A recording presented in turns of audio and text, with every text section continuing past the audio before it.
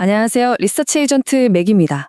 오늘은 최근에 나온 미국 대법원의 트럼프 관세 관련 판결에 대해 아주 쉽고 깊이 있게 파헤쳐 보려고 합니다.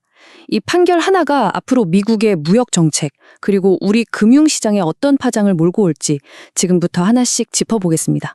자, 그럼 바로 본론으로 들어가 볼까요? 사실 오늘 우리가 가장 궁금한 건 바로 이 질문일 겁니다.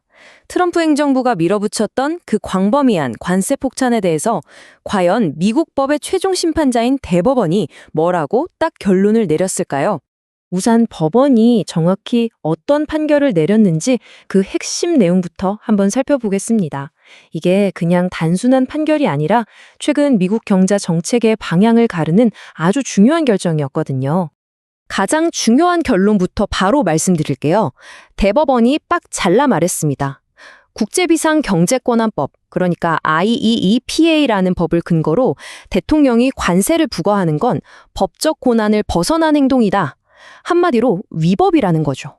이번 재판에서 가장 치열하게 맞붙었던 지점은 바로 대통령의 비상경제권한이 과연 어디까지인가 하는 문제였습니다. 당시 행정부가 불법 마약이나 무역 적자 같은 걸 국가 비상사태라고 규정해버렸잖아요.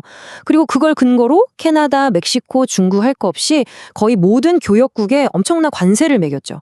근데 왜 하필 IEPA라는 법을 썼을까요? 이 법이 국가 비상시에 대통령한테 정말 막강한 경제력 조치 권한을 주거든요. 문제는 그 막강한 권한에 관세 부과까지 포함되는지, 그게 법정에서 끝까지 다퉜던 핵심 쟁점이었습니다. 자, 근데 여기서 진짜 흥미로운 게 뭐냐면 대법관들 사이에서도 의견이 팽팽하게 갈렸다는 겁니다. 다수 의견 쪽은 이렇게 본 거죠. IEPA는 원래 적대국의 자산을 얼려버리거나 거래를 막는 그런 금융 제재에 쓰는 법이지, 물건에 세금 매기는 관세랑은 성격이 다르다. 관세처럼 국가 경제에 어마어마한 영향을 주는 건 의회가 명확하게 해도 좋다고 도장을 찍어줘야 한다는 거예요. 반면에 소수 의견은 IEPA 법조항에 있는 수입 규제라는 말이 좀 넓은 개념 아니냐. 관세도 전통적으로 수입을 규제하는 한 가지 방법이니까 여기에 포함될 수 있다고 본 겁니다. 이때 다수 의견이 결정적인 무기로 꺼내든 법리가 바로 이 중대한 질문 원칙입니다. 이게 뭐냐면 쉽게 말해서 국가 경제 전체를 흔들 수 있는 이런 중대한 문제는 행정부가 법을 애매하게 해석해서 마음대로 결정하면 안 된다는 거예요. 반드시 입법부, 즉 의회가 당신들에게 이 권한을 명시적으로 위임합니다라고 확실하게 허락해줬을 때만 가능하다는 원칙이죠. 그러면 이 판결로 이제 모든 관세가 다 사라지는 걸까요? 그건 또 아닙니다. 다음 슬라이드로 넘어가서 이번 판결이 진짜로 의미하는 게 뭔지 그 속뜻을 한번 깊이 들여다보겠습니다. 바로 이 문장이 핵심을 정확히 꿰뚫고 있습니다. 대법원이 관세 정책 자체를 없애버린 게 절대 아니에요. 단지 IPM으로서의 비상 권한을 이용해서 관세를 부과했던 그 논란 많던 특정 길 하나를 딱 막아버린 것뿐입니다. 다른 길들은 여전히 열려 있다는 뜻이죠. 보세요. 행정부의 정책 도구 하면은 여전히 이렇게 많은 카드들이 남아 있습니다. 예를 들어서 국가 안보가 중요하다 싶으면 무역확장법 232조를 쓸 수 있고요. 다른 나라가 불공정하게 무역을 한다 싶으면 무역법 301조를 활용할 수 있습니다. 역사적으로 관세를 부과할 때 써왔던 다른 법들은 이번 판결의 영향을 전혀 받지 않고 그대로 살아있는 거죠.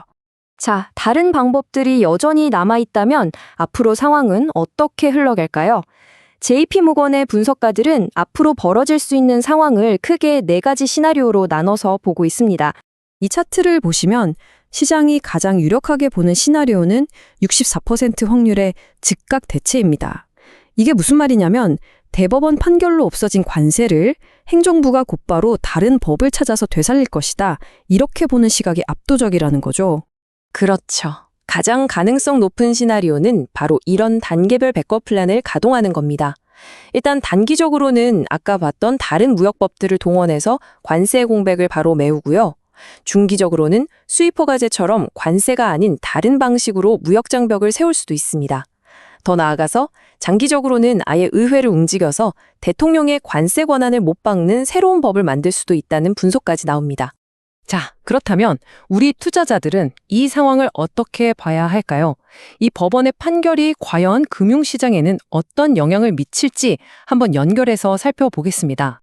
이 표가 JP모건의 전망을 아주 깔끔하게 보여주는데요. 가장 확률 높은 1번 시나리오, 즉각 대체 경우를 한번 보시죠. 판결 직후에 불확실성이 해소되면서 S&P 500 지수가 잠깐 반짝 오를 순 있는데 결국 관세는 그대로구나 하는 현실 인식에 상승분을 대부분 반납할 걸로 보고 있습니다.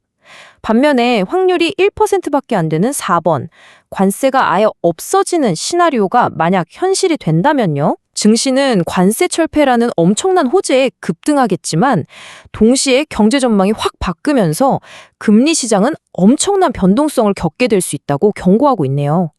아니, 근데 제일 유력한 시나리오인데 왜 주가가 계속 못 오르는 걸까요? 그건 바로 시장이 이미 한 수 앞을 잇고 있기 때문입니다.